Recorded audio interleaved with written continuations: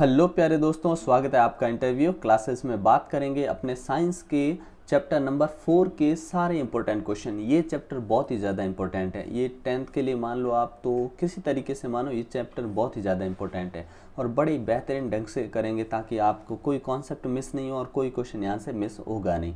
ठीक है, चलिए देखते हैं। इससे पहले चैनल पे नए हो तो सब्सक्राइब ज़रूर कर लें और जो आपके पेपर अपलोड हैं वो कंप्लीट जाके देख सकते हैं। प्लेलिस्ट में सारे वीडियोस आपको मिल जाएंगे। ठीक है, चलिए देखते हैं पहला क्वेश्चन किस प्रकार। और हाँ, इंग्लिश का तो कंप्लीट किया हुआ है, आप जाके देख सकते हैं। ठीक है ना, कोई मार्क्स आपका कटने का चांस ही नहीं है। चलिए देखते हैं। पहला क्वेश्चन है कि कौन सा समूह जो है वो Mg परमाणु के इलेक्ट्रॉनिक वितरण को सही ढंग से दिखा रहा है। तो इससे पहले जो वीडियो डाला था ना चैप्टर नंबर 3 का, वो बहुत इंपॉर्टेंट है, उसको अच्छे से समझ लीजिएगा। इलेक्ट्रॉनिक वितरण कैसे पता करते हैं कि कौन सी कक्षा में या कक्ष में कौन कितने इलेक्ट्रॉन बैठेंगे। ठीक है, कक्षा होती है K, L, M और N। ठीक है, इनमें इलेक्ट्रॉन भरे जाते हैं 2n² के हिसाब से। ये याद रखिएगा फॉर्मूला। ठीक है, 2n²। इसमें 2 हो सकते हैं, इसमें 8 हो सकते हैं, इसमें 18 होते हैं और इसमें 32 होते हैं। ठीक है, एक और नियम, अष्टक का नियम याद रखिएगा कि जब तक या तो क्लास फुल भर जाए तभी इलेक्ट्रॉन आगे जाएगा, या फिर उसमें 8 कंप्लीट हो जाए तभी इलेक्ट्रॉन आगे जाएगा। ठीक है ना, ये ध्यान रखिएगा। अब देखते हैं अपने मैग्नीशियम।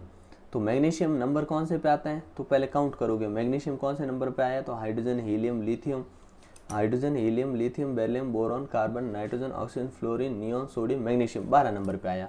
तो 12 पे आया मैग्नीशियम। तो ये K, L, M, ये शेल तक गए हम। इसमें 2 बैठ सकते हैं, बैठा दिए। इसमें 8 बैठ सकते हैं, बैठा दिए। अब 8 और 2 हो गए 10, लेकिन इसका परमाणु क्रमांक कितना कि 12। तो इसमें 2 इलेक्ट्रॉन बैठ जाएंगे। ठीक है ना, तो जो लास्ट कक्षा में जितने इलेक्ट्रॉन होते हैं, मतलब लास्ट कक्षा में जितने इलेक्ट्रॉन देने या लेने की क्षमता होती है, उसे हम वैलेंसी कहते हैं, यानी संयोजकता कहते हैं। तो इसकी संयोजकता 2 हो जाएगी क्योंकि ये 2 इलेक्ट्रॉन त्याग देगा। तो इसकी परमाणु जो इलेक्ट्रॉनिक विन्यास होगा वो क्या होगा, 2, 8, 2। ठीक है ना, तो ऑप्शन बी करेक्ट हो गया। रदरफोर्ड ने अल्फाबेट जो कण थे परिणाम स्वरूप किसको खोजा था। तो आप जानते हैं उन्होंने परमाणु के नाभिक को खोजा था। किसने, रदरफोर्ड ने। बहुत बार पूछा हुआ है किसने खोजा था, रदरफोर्ड ने। ठीक है, क्लोरीन आयन की इलेक्ट्रॉनिक संख्या बताइए, संयोजकता में इलेक्ट्रॉनों की संख्या। अब देखिए क्लोरीन, ठीक है ना, क्लोरीन आता है नंबर 17 पे। ठीक है, अगर ये 17 पे आता है तो इसका इलेक्ट्रॉनिक विन्यास 2, ठीक है ना, 8, 10 हो गए और अगले में 8 बैठने चाहिए, लेकिन इसमें क्योंकि 17 है 7 बैठ गए। अब ये 1 इलेक्ट्रॉन लेने की इच्छा रखता है। ठीक है, ताकि इसका अष्टक पूर्ण हो जाए, यहाँ पे 8 कंप्लीट हो जाए। ठीक है, ताकि ये स्थायित्व हासिल कर ले। अब क्या Cl- लिखा है, माइनस लिखा होने का मतलब है कि इसने 1 इलेक्ट्रॉन क्या कर लिया है। देखो, चार्ज ऊपर माइनस तभी होता है जब आप माइनस वाली चीज़ ले लेते हैं, और इलेक्ट्रॉन के ऊपर होता है माइनस चार्ज, प्रोटॉन के ऊपर होता है प्लस चार्ज, चार्ज यानी आवेश। ठीक है, इस पर माइनस आवेश होता है इलेक्ट्रॉन पे माइनस आवेश, प्रोटॉन पे प्लस आवेश और न्यूट्रॉन पे कोई चार्ज नहीं होता, ये ध्यान रखिएगा। ठीक है, और इलेक्ट्रॉन ये नाभिक है, तो इसके नाभिक के अंदर प्रोटॉन और न्यूट्रॉन होते हैं और इसके चारों ओर इलेक्ट्रॉन गति करते हैं। ठीक है ना, और हमेशा ध्यान रखिए किसी भी जो परमाणु है उसके अंदर इलेक्ट्रॉन और प्रोटॉनों की संख्या सेम होती है। क्या, जितने इलेक्ट्रॉन होते हैं उतने ही प्रोटॉन होते हैं। ठीक है, अब क्या हुआ कि Cl- मतलब इसने 1 इलेक्ट्रॉन ग्रहण कर लिया है। अगर 1 इलेक्ट्रॉन इसने ग्रहण कर लिया है तो इसके इलेक्ट्रॉनों की संख्या बढ़ जाएगी। तो बताइए अभी कितने क्लोरीन के पास इलेक्ट्रॉन कितने, 17 होते हैं। ठीक है, अब इसने 1 ले लिया है तो 1 18 हो जाएंगे। तो Cl- आयन में संयोजित इलेक्ट्रॉन जो लास्ट वाला होगा उसमें संख्या होगी 18। ठीक है, अगला देखिए, 3 प्रोटॉन और 4 न्यूट्रॉन युक्त परमाणु की संयोजकता होगी। देखिए जितने प्रोटॉन होते हैं उतने ही इलेक्ट्रॉन होते हैं। तो प्रोटॉन 3 है तो इसमें इलेक्ट्रॉन परमाणु संयोजकता कितनी होगी, संयोजकता पूछी हमसे तो संयोजकता इसकी होगी, देखो प्रोटॉन 3 मतलब इलेक्ट्रॉन भी 3। तो पहली क्लास में इन्होंने 2 बैठाए क्योंकि 3 ही है, अगले में 1 बैठ जाएगा, तो इसकी संयोजकता 1 होगी। ठीक है, तो ऑप्शन सी करेक्ट हो गया। अगला देखिए, परमाणु का प्रथम मॉडल देने वाले व्यक्ति का नाम। तो परमाणु का प्रथम मॉडल जे थॉमसन ने दिया था। ठीक है ना, अब याद कैसे रखोगे कि किसकी खोज किसने की, तो इस शानदार ट्रिक है, क्या, ईंट पर नाच, ईंट पर नाच।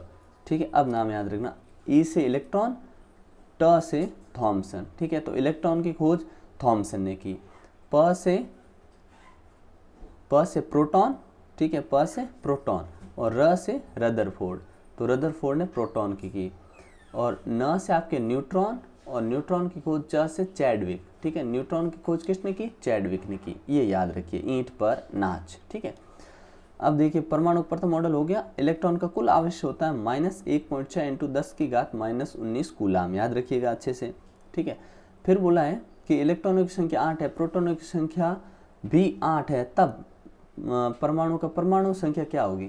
तो इलेक्ट्रॉन 8 है तो परमाणु संख्या क्या होगी? हम बोलेंगे परमाणु संख्या उसकी 8 ही होगी, ठीक है। परमाणु टोटल 8 ही हो गए, उसमें परमाणु पर आवेश क्या होगा? देखिए अगर 8 है तो उसमें परमाणु का जो आवेश होगा, आवेश यानी चार्ज, इलेक्ट्रॉनों की संख्या 8 होने पे कितना होगा? तो परमाणु आवेश ये आप कमेंट सेक्शन में बताइए, नहीं तो तरीका मैं बता देता हूँ कैसे।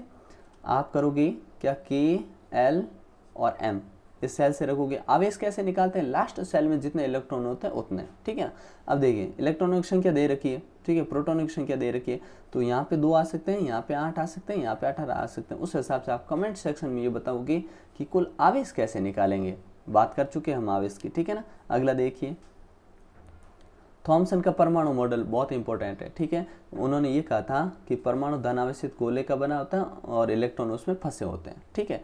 और ऋणावेश धनावेश आवेश आपस में समान परिणाम होते हैं, इसलिए परमाणु विद्युत रूप से उदासीन होता है, ठीक है। थॉमसन ये बोल दिया कि ये उदासीन होता है, क्यों? क्योंकि ऋणावेश धनावेश समान होता है, क्योंकि इलेक्ट्रॉन पे होता है ऋणावेश, प्रोटॉन पे होता है प्लस आवेश, और ये दोनों हमेशा बराबर होते हैं, इसलिए ये उदासीन होता है, ठीक है।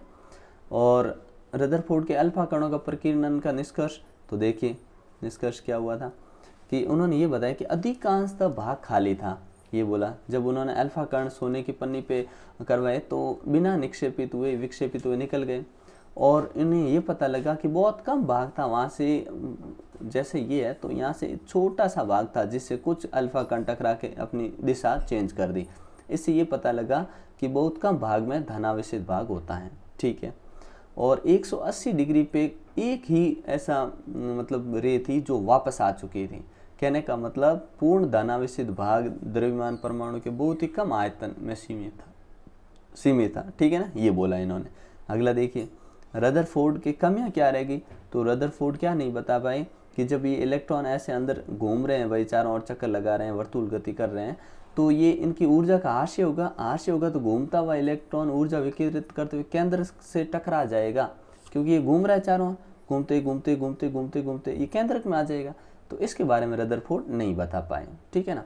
अब देखिए बोर ने क्या कहा था, बोर के अभिकृत पूछ सकते हैं या बोर मॉडल पूछ सकते हैं, तो क्या ध्यान रखिएगा, उन्होंने बताया कि इलेक्ट्रॉन जो होते हैं निश्चित कक्षाओं में चक्कर लगाते हैं, ठीक है। इलेक्ट्रॉन की विविक्त कक्षा कहते हैं, और इन कक्षाओं में ऊर्जा को स्तर भी कहते हैं, इन कक्षाओं को, कोशों को, ठीक है। और जब इलेक्ट्रॉन विविक्त कक्षा में चक्कर लगाते हैं तो उनकी ऊर्जा का विकिरण नहीं होता, ऊर्जा का ह्रास नहीं होता है, ठीक है, ये बोर ने बता दिया, ठीक है। अब देखिए, अब फिर आपसे थॉमसन ने जो परमाणु मॉडल दिया उसकी कमी पूछ सकते हैं, तो कमी क्या है? सिंपल सा है, थॉमसन ने परमाणु मॉडल कमियां ये रही कि थॉमसन केवल परमाणु में उदासीन होने की व्याख्या हो सकी, यही बता पाए कि उदासीन होता है, लेकिन बाकी वैज्ञानिकों ने इसके द्वारा जो कहा गया था परिणामों की व्याख्या करके वो नहीं दिखा सके। कहने का मतलब उन्होंने ये बोला कि ये ज़्यादा व्याख्या नहीं कर पाए हैं, ठीक है ना, ये इनकी कमी रह गई। कहने का मतलब जे थॉमसन परमाणु मॉडल से केवल परमाणु में उदासीन की व्याख्या हो सकी, बाकी चीज़ों को बारे में नहीं बता सके। फिर व्याख्या कीजिए, व्याख्या के बारे में क्या था? समस्थानिक और संभारिक क्या होता है? समस्थानिक के उपयोग, तो ये बहुत इंपॉर्टेंट है, समस्थानिक संभारिक, ठीक है। याद रखने का एक तरीका है शॉर्ट, क्या? समस्थानिक, ये भूल जाओ, समभारिक याद रखो, भारिक मतलब भार, इसका मतलब जिनका परमाणु संख्या तो भिन्न हो लेकिन द्रव्यमान संख्या यानी भार मान लो इसको आप। समभारिक यानी जिनका भार समान हो, द्रव्यमान संख्या समान हो, तो परमाणु संख्या अपने आप भिन्न होगी, और जस्ट इसका अपोजिट ये होगा समस्थानिक, क्या? जिनका ये भार समान है इनमें, तो इनमें द्रव्यमान संख्या पृथक होगी, परमाणु संख्या समान होगी, ठीक है, उन्हें समस्थानिक कहेंगे। उदाहरण के लिए क्लोरीन है, क्लोरीन के समस्थानिक ये याद रखिएगा। और दूसरा आप समस्थानिक कैल्शियम और आर्गन, ठीक है। कैल्शियम आर्गन का देखो दोनों में ऊपर है ना, ये द्रव्यमान संख्या समान है, 40-40 है, लेकिन दोनों का परमाणु संख्या भिन्न है, ये 18 पे आता है, ये 20 नंबर पे आता है कैल्शियम, ठीक है। अब इनके उपयोग कहाँ होते हैं? तो कैंसर के उपचार में कोबाल्ट का उपयोग होता है, कैंसर के उपचार में आयोडीन का उपयोग करते हैं, रक्त संचरण के अध्ययन को सोडियम के समस्थानिक का उपयोग किया जाता है। ठीक है ना, अच्छे से याद कर लीजिएगा। अगला देखते हैं लास्ट क्वेश्चन अपना कि अगर Z बराबर 3 है, ठीक है, तत्व की संयोजकता क्या होगी? तत्व का नाम Z यानी इलेक्ट्रॉनों की संख्या 3 है, तो बताइए इलेक्ट्रॉनिक विन्यास 2 और 1 होगा, 3 बन गए इलेक्ट्रॉन। अब 2 और 1 मतलब 3 नंबर पे कौन आता है? तो हमने कहा हाइड्रोजन, हीलियम और लिथियम। लिथियम आएगा, तो लिथियम का इलेक्ट्रॉनिक विन्यास तो ये हो गया, तो संयोजकता लास्ट का सम होता है वो, तो संयोजकता 1 होगी, नाम उसका लिथियम होगा। ठीक है ना, ये इंपॉर्टेंट क्वेश्चन थे। मिलते हैं नेक्स्ट पार्ट में, सारे आपको आंसर यहाँ मिल जाएंगे। ठीक है, जय हिंद, जय भारत।